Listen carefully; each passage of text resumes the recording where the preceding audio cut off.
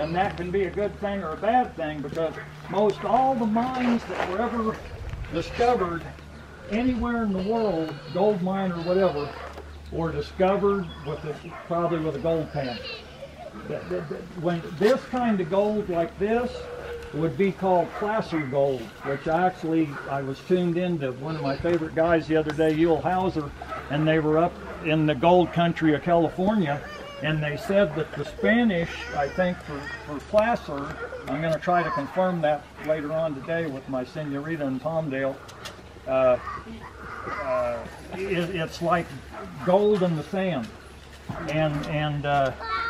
But see, everybody, this is what they want to find is the placer gold, the loose stuff, because you know during the gold rush, that's what they were finding in the rivers. I mean, that's the easy stuff to get. But what's not so easy to get, but it's still left out there. Like John is familiar with the Soledad Mountain, where you know, they're mining that between Mojave and Rosemont. Now here's some real gold. Oh. When I was 16 years old in Wickenburg, Arizona, at the Arizona State Championship. It's running. You won that? Did you find that? No, I won it in a gold panning contest. Oh. Why did you? What did you have to do to win? We had, it was like a competition with the gold panning. Okay. They used to have, at Tropical Mine in Rosamond, they billed it as the world's champion gold panning contest. It was an open division, a women's division, and a junior division. Okay. And my dad, prospecting and mining was his love. I mean, we had like a scrap and steel business, and he did other things, but his love, his labor of love was prospecting and mining. And they had that contest, and so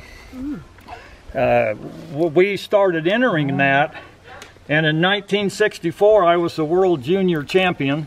And then the next year my brother got interested, and for 2 or 3 years he beat me, and then I ended up maybe being second or third, or other people won. But like so many other contests, it starts getting to the point where it gets so fast and stuff that it almost takes away from how you would actually do stuff if you're really doing it, you know, under normal circumstances. Yeah. So, you know, because it was purely for speed.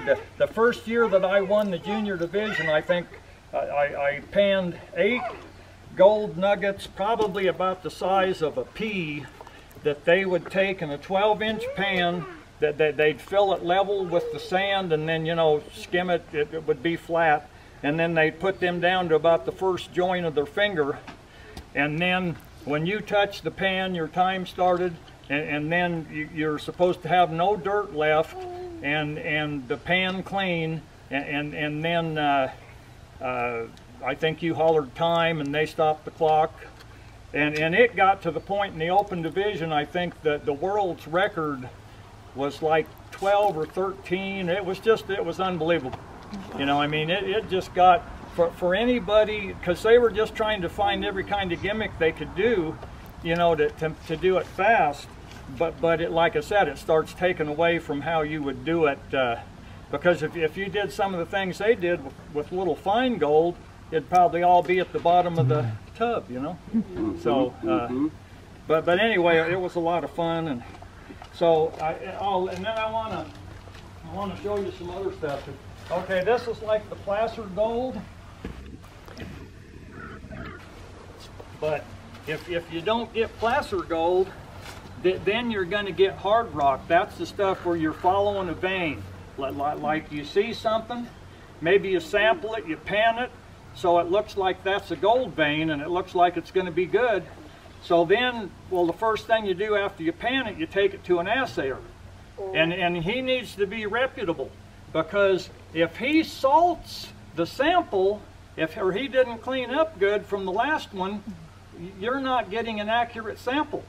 And you're dealing with something that's unknown. You can't have that. You've got to have, you know, you want to know that if you're going to invest money, that stuff is really there. But the hard rock, so in the hard rock deal, I couldn't find my dad's old one. He had a, does anybody know what this is? That's a softball. What do you think it is? It's like a cannonball. I knew somebody was going to say that, but I figured it'd be one of the kids. See, I'm not here to talk to you about the Civil War or anything. This is a mill ball. These, when I went to kindergarten to 7th grade at Rosamond, and then one day my dad came home. He'd already talked this over with my mother, and my brother and I had got interested in horses, and the neighbors said we could ride the pony that they had for their grandkids across the street. Well, we wanted, you know, pony or horse or whatever. Well, my dad came home and he said, hey, look, he said, I'd like to start working.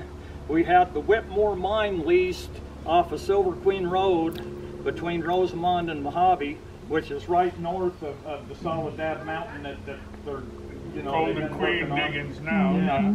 And so we went up there, and Dad said, you guys can have horses, but you're going to have to work, you know, and you know, feed them and earn your keep and everything.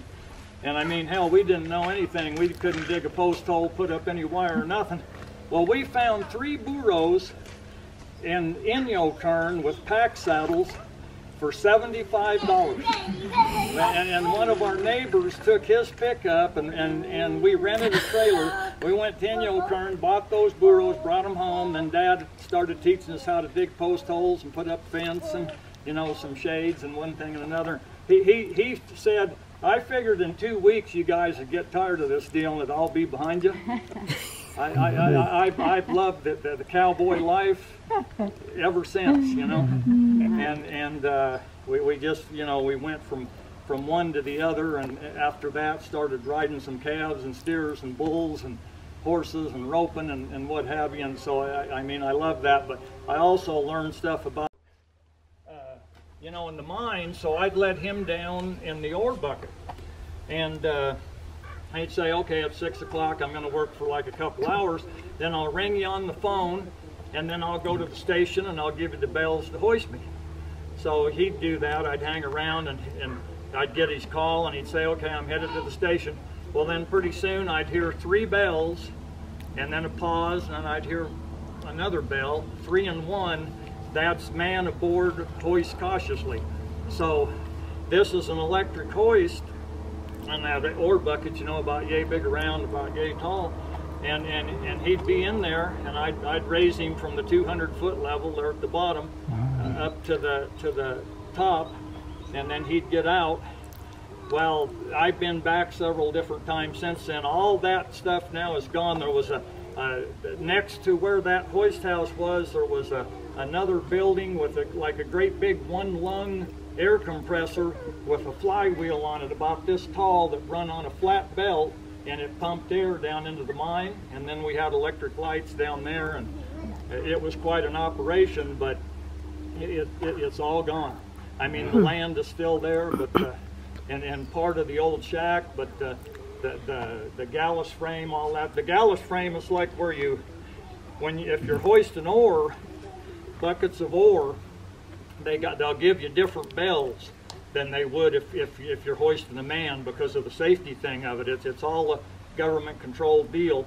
And so if you were hoisting ore, you're hoisting that up as fast as you can.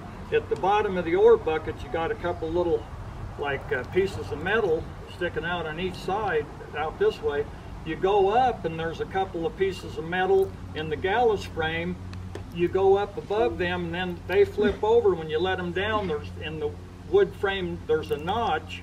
You let the bucket into that, and those iron things catch that. Then you can give it slack and dump it into a dump truck, take it to the grinder or whatever, you know, to the crusher to crush it.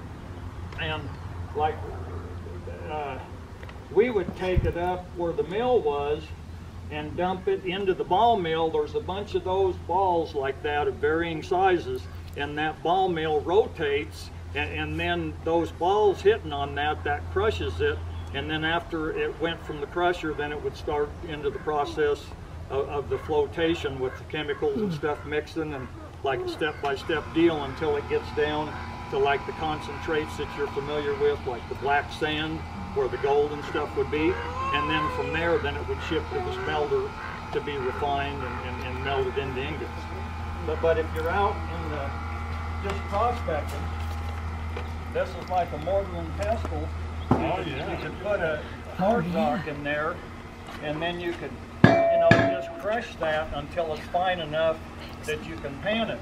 Because if you got big clumps of stuff like this rock here, see if that had something in it, if that was a piece of gold ore, you'd need to crush it to be able to pan it to see what's in it. So anyway, that's probably enough of that. Let's go ahead and How did the Golden Queen, they crush the ore three at times? the Golden Queen, okay. 3 times they crush it now.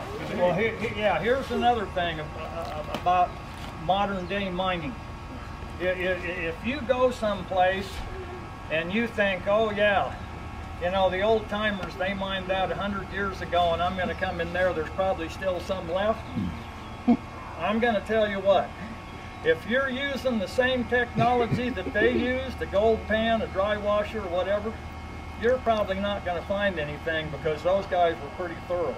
The reason that something like the Golden Queen is able to make that work, it's technology. And it's actually been around for quite a long time, but it's not real popular. They use it's like heap leaching and cyanide. So they, and cyanide in any language is death if you were to drink it.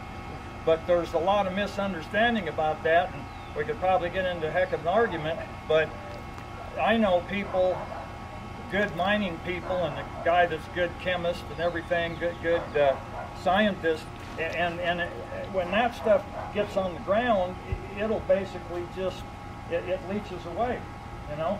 But in the concentrations that they're using it in when it's crushed and they saturate it, then it works to extract the, you know, the mineral out of the dirt and the rock and everything.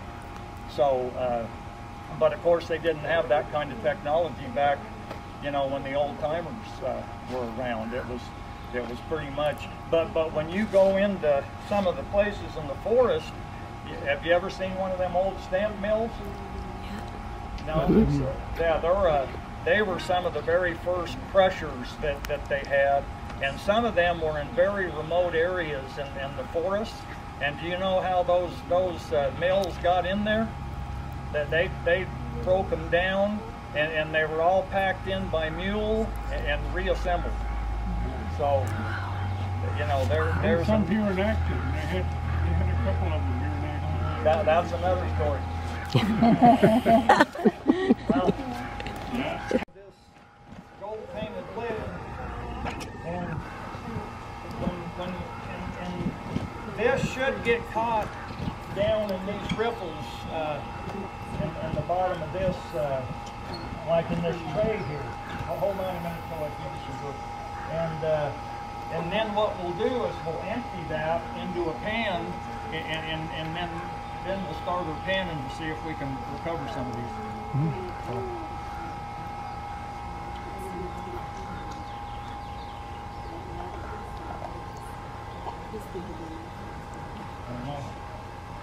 This is where the Easter egg hunt's going to come again. Oh, look at he's salting it.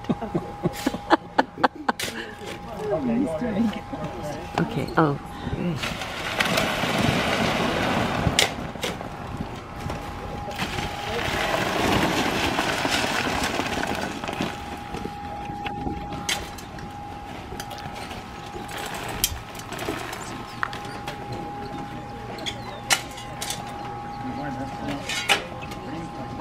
Oh, it's going down. Okay, yeah, just keep cranking. If you get tired, maybe one of you other guys can spell him off.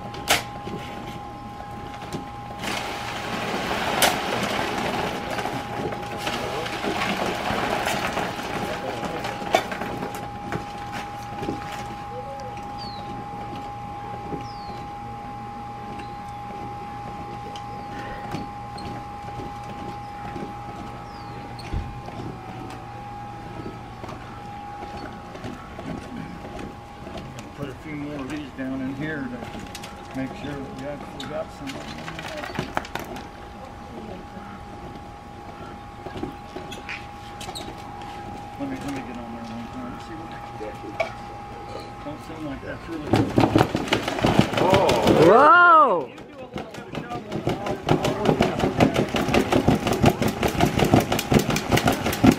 There you go.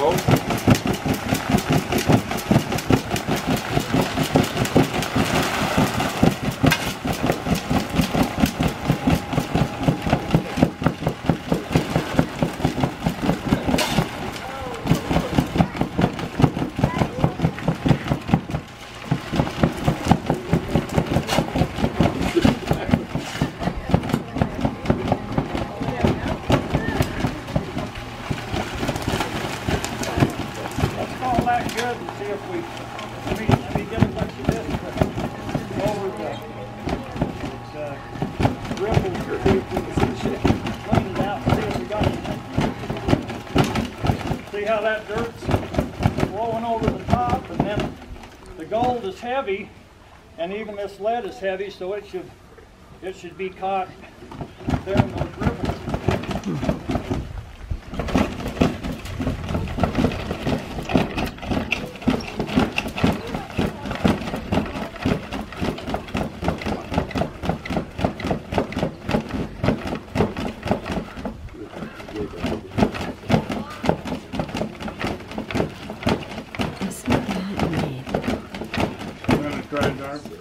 Let's get a pan. He's doing good. Hey, Frank. Good. This is the VIP section over here. So you're inviting the VIP. Hello. What's your name? Nice to meet you.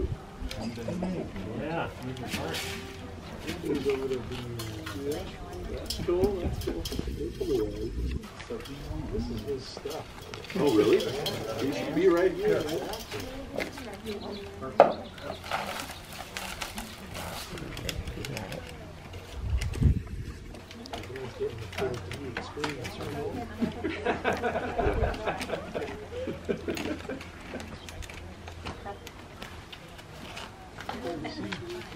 Okay, so now that we got that, this was the size pan that we used in most of those contests. I think this is like a 10 or 12 inch. So when I come over here and put this in the water, I want to get it good and wet. But then I want to kind of stir it up a little bit with my fingers and stuff. What I'm doing, if there's any clumps, I want to kind of crush those clumps, because there could be something, you know, in those that we wouldn't get if we didn't crush them. So then you want to kind of tilt this just a little bit and shake it. And there again, see, the gold is going to settle down here at the bottom of this. So we shake it and get it down, and then we just kind of, we do a motion like this, get a little dirt off, and then every so often we shake it again, because we want to keep that gold at the bottom.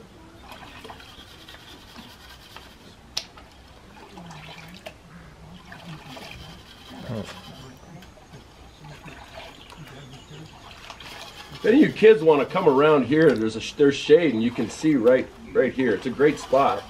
Anthony, come on over. Come on, don't be shy. Yeah, actually, get in here. Actually, after I do this one, we'll split some of that up, and then you guys can give it a try. Okay?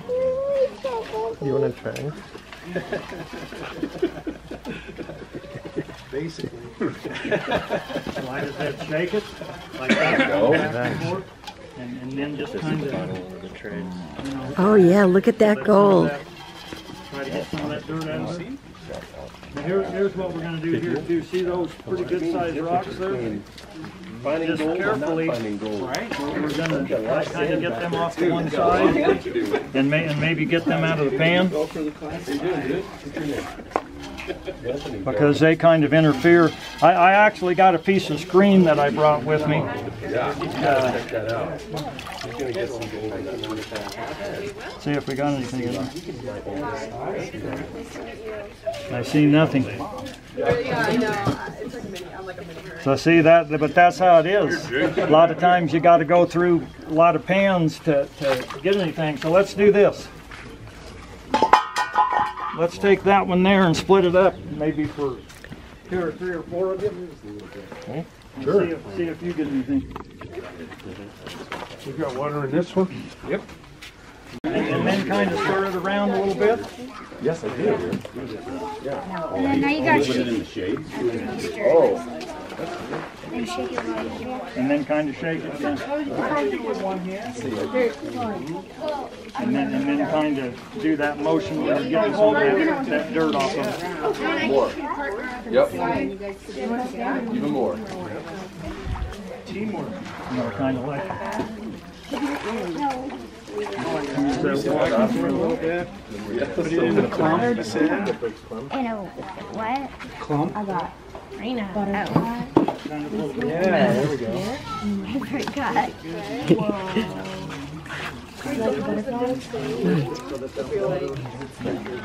The heaviest.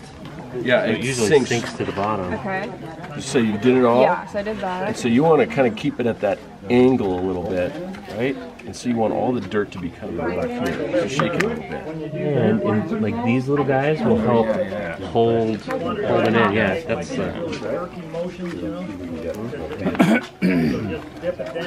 Do you like pour some out and then pour it in? I think so, right? Yeah, Dip it yeah. down. Dip it down. yep.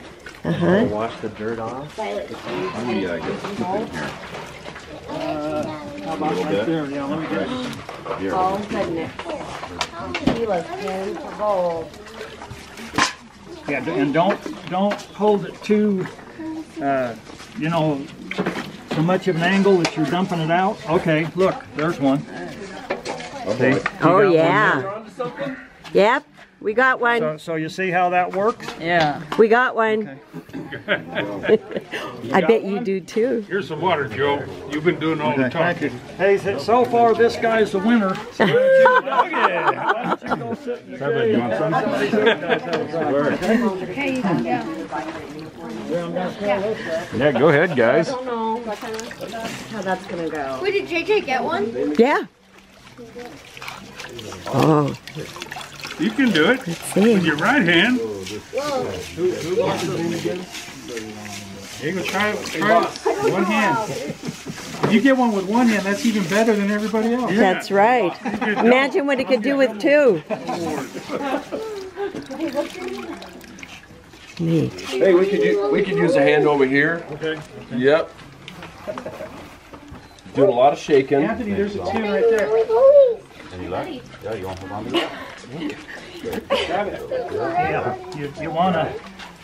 wanna kind of shake it back and forth like this, and then See the little ridges. let the water just kind of dip it down and then lift it up and then maybe push it forward a little bit as you're going, so that but don't get your pan at too steep an angle, you know, not any more than about like that, and then shake it again. Did you guys just pull the dirt from there? Or was it already in here? No, he gave it to Oh, he gave it to you? Okay. Yeah, it's the little dirt pile on All right. towards the back of the. Okay, let's see if I can find a good spot. Okay. Frank, there are a couple of I'm gonna help you just a little bit because of your arm, okay? Yeah, But you got the right here. Okay, shake it good like that, and then just kind of when you dip it down, when you bring it up, just kind of go forward like that. Okay, and then about every 2 or 3 times, then shake it again. Okay. We tried.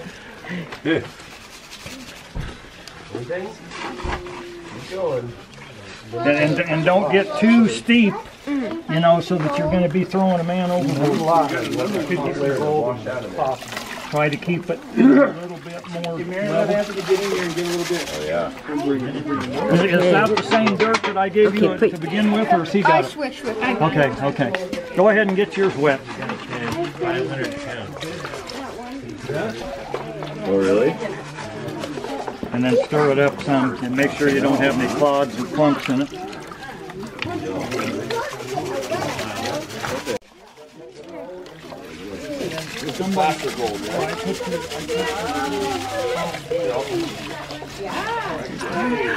Oh, Lexi Day! How are you? Go ahead and get another scoop. All right. Huh? No, you're doing good. Yeah. We can just throw it out there. Kind of watch the technique. Here, I'll give you some more. All right. This is We don't run the middle right.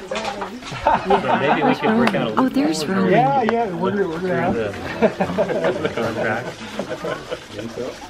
Is he coming up here? Roman? Let me see how you're doing here. How are you? Okay, look at. Okay, watch what he does, Lexi Day, because he shakes it. Oh, look at Jonathan. Huh? There's a certain way of doing it, but you watch what he does. How old are you now? How old are you? Now you said you Well, you're 12. Wow. Long time. Okay, now I know there was It one in sure there, has. but I'm not Oh, seeing. did you get one? So I don't know if it went over. Our neighbor. Okay, these are insurance. Let's take a look at the until we actually Joe! Over here! Oh, come here! Oh my God, you found one. Let's see. Good girl. Woo! Let's see. It might be. It might be. Okay, shake it a little bit. Put water on it too. Yep, I will guarantee that. I built that. Nice, Alexi. Let's see it.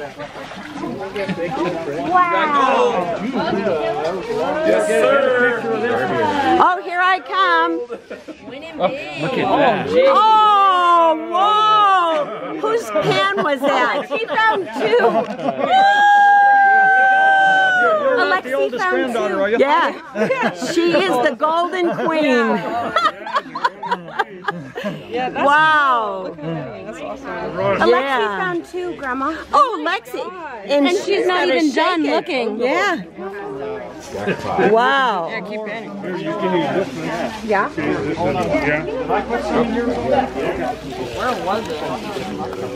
Okay, Lexi Day, come here too. Do it with Raina. Did I put any in yours? I don't think. I don't know. Here, let's give you two. Yeah. Okay, how about you? Did I put any in yours? This guy did this move How you doing? with the water in it. It's just I haven't found one thing yet. Get junk out of there. I think I saw one, dude. No, Doing okay? I have to Yeah, see how sometimes that's kind of clumpy? Now yours is not too bad now. Once it gets loose, then you can go ahead and shake it and just start taking it off, you know? Hey, it's yours. Yay? Two. You gotta get a picture of that. Okay. Did you find any? You did. Okay. Okay, let me take a look. Oh boy, another queen. Yeah. Fun. Grandma, put it in your hand and show her. You got one? Great. Great. Do we give him one? Should we go find Aunt Annie, or is Buddy doing it? Find Annie? Can I see him? I already gave. I gave him. Oh, you gave him some already? Oh, how many did you find? Good for you. Okay, look what Alexi has. Let's see. Oh, Roman, come here. Roman, come here. Up there, and there was a big Indian guy there, and there was like a wash, and then there was like a, you'd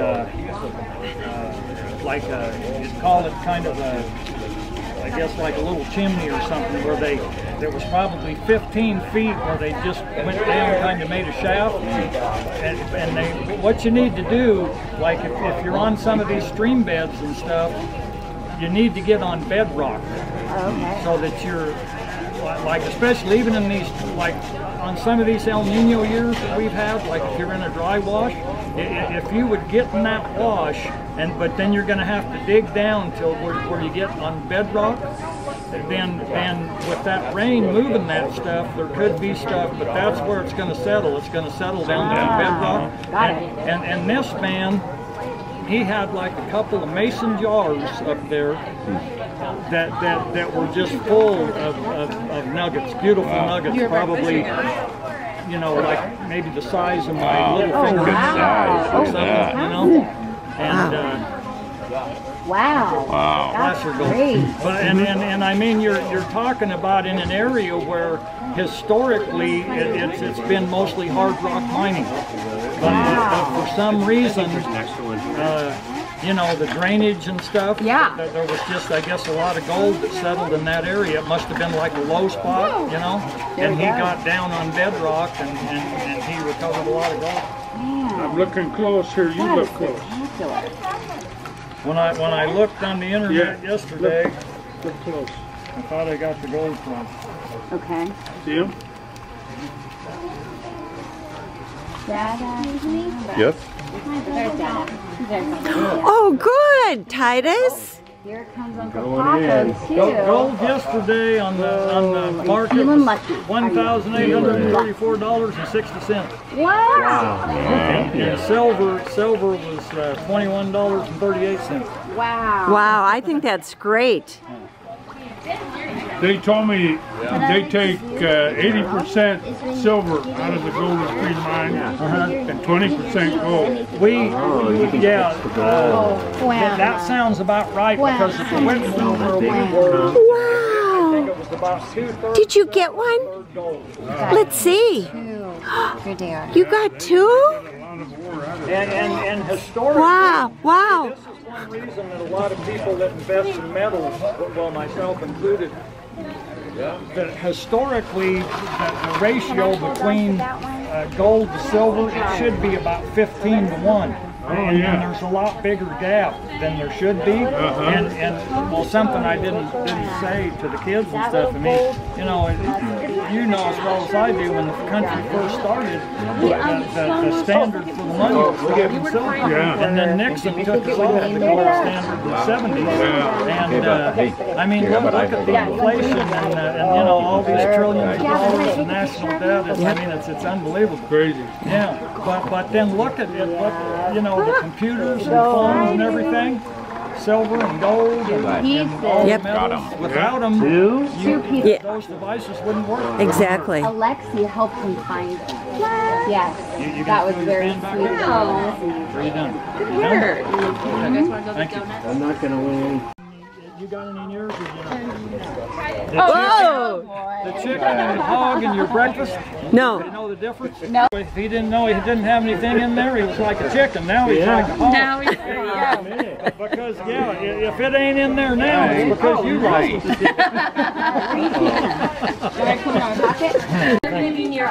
it. He's just here for the water. He doesn't care for the gold. Well, okay, but let's see. Bucket of dirty water. Let's see. Oh! Wait a minute. Oh, look Don't at go too crazy. Look. Don't go too crazy. Oh. Look. You think you got any gold in there? Oh, he got it. Gavin. Oh! Did you get gold, Mom? That was a good job. With some pliers, then I painted them gold. So this is what we're going to use today to so that I want you to look so that you know what you're looking for, because they're kind of dark, and we're going to start out with that dry washer. If you're in a country where you didn't have any water and you want to prospect, which is, you know, to look for gold or whatever kind of mineral, a dry washer is really good because you got that baffle down there. And I'm going to get one of you guys maybe to crank that, and we'll put some dirt in it. And then we're going to, what we do when we put this stuff in like this, we call that salting. We're salting it. So, you know, when you're out somewhere, you're looking for it. God salted that, but since this stuff probably don't have anything in it, we're going to salt it. And that can be a good thing or a bad thing, because most all the mines that were ever discovered anywhere in the world, gold mine or whatever, were discovered probably with a gold pan. When this kind of gold like this would be called placer gold, which I was tuned into one of my favorite guys the other day, Yule Hauser, and they were up in the gold country of California, and they said that the Spanish, I think for placer, I'm going to try to confirm that later on today with my senorita in Palmdale, it's like gold in the sand. But see, everybody, this is what they want to find is the placer gold, the loose stuff. But because, you know, during the gold rush, that's what they were finding in the rivers. I mean, that's the easy stuff to get. But what's not so easy to get, but it's still left out there. Like John is familiar with the Soledad Mountain, where you know, they're mining that between Mojave and Rosemont.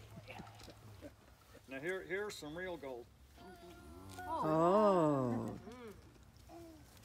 When I was 16 years old in Wickenburg, Arizona, at the Arizona State Championship.